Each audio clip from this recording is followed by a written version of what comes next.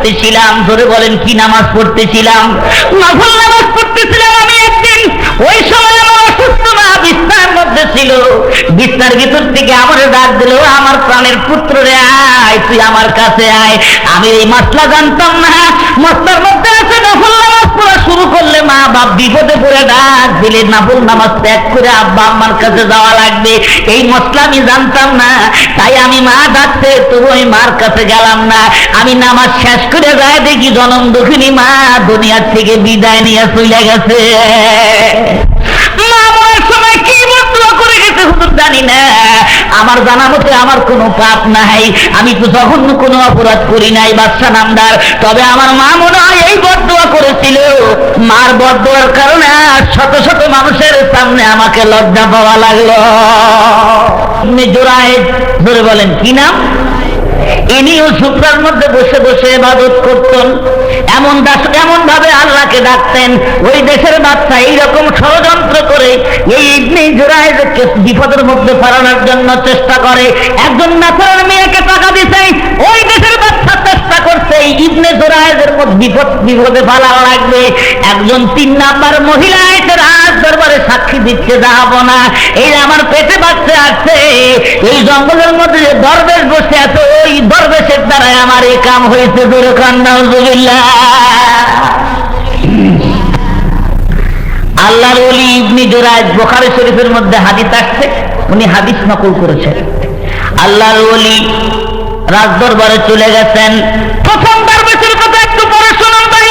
এই যে ইবনে জুরাইজ আল্লাহর ওলি চলে গেছেন রাজ দরবারে, মহিলা সাক্ষী দিচ্ছে। বাচ্চা বলতে ঠিক আছে তোমার পেটের বাচ্চা আগে হোক তারপরে বিচার হবে। ও আমার ভাইরা, ওই বার বনিতা মহিলার পেটের বাচ্চা হলো। এবার দরবেশকে হাজির করা হলো। এবার জিজ্ঞাসা করতে যে দরবেশ তোমার মতো মানুষ কি অপকর্ম করতে পারে? আল্লাহর ওলির কথা ভাই। আল্লাহর ওলি বলতেছে ও বাচ্চা নামদার, যদি এই ছোট্ট ছেলে সাক্ষী দিতে পারে যে আমি অপকর্ম করেছি, তাহলে আমার যে বিচার হয় সেই বিচারে আমি মাইনে নিতে রাজি আছি। দেখার লোক মনে করে শোনো আল্লাহর ওলি রে, ও দরবেশকে শোনো, কেবল সদ্য প্রসূত বাচ্চা মার কোলে বসে দুধ খায় সেই ছেলে কি কথা বলতে পারে নাকি? আল্লামা ইবনে জুরাইজ বলে শোনো, যদি আল্লাহ বলার তৌফিক দেন তাহলে ছোট্ট বাচ্চাও কথা বলতে পারে।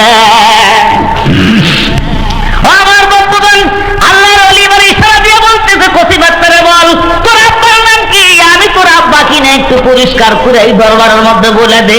ধমক দিয়ে এই কথা বলার সাথে সাথে আল্লাহ রাব্বুল আলামিন কচি বাচ্চার জবান খুলে দিলেন। কচি বাচ্চা ভরা দরবারে সাক্ষী দিচ্ছেন, অমুক রাখাল অমুক মাস্তান হলো আমার বাবা। আমার মা অত্যন্ত বক্কার মহিলা, অবস্থান আপনার দরবেশের কিন্তু কোনো দোষ নাই। এবার দরবেশের ঘর কিন্তু ভাঙ্গে দিছিল লোকজনে। বাচ্চা বলতেছে ঠিক আছে আপনার ঘর আমি সোনা চাঁদি দিয়া বানায় দেব। দরবেশ বলে না, স্বর্ণ চাঁদির ঘর আমার দরকার নাই, আমার যে ভাঙ্গা ঘর ছিল ওই ভাঙ্গা ঘর বানায় দেন। বাচ্চা জিজ্ঞাসা করে আল্লাহর ওলি রে, আপনি জীবনে কোনো গুনাহ করেছিলেন নাকি যার কারণে আজ এত বড় তুহমতের শিকার হতে হলো? আল্লাহর ওলি বলতেছে হুজুর, আমার জীবনে তেমন কোনো গুনাহ আমার মনে পড়ে না, তবে আমি একদিন নফল নামাজ পড়তেছিলাম। ধরে বলেন কি নামাজ পড়তেছিলাম? নফল নামাজ পড়তেছিলাম আমি একদিন। ওই সময় আমার অসুস্থ মা বিছানার মধ্যে ছিল। বিছানার ভিতর থেকে আমার ডাক দিল, আমার প্রাণের পুত্র রে, আয় তুই আমার কাছে আয়। আমি এই মাসলা জানতাম না। মসলার মধ্যে আছে নফল নামাজ পড়া শুরু করলে মা বাপ বিপদে পড়ে ডাক দিলে নফল নামাজ ত্যাগ করে আব্বা আম্মার কাছে যাওয়া লাগবে।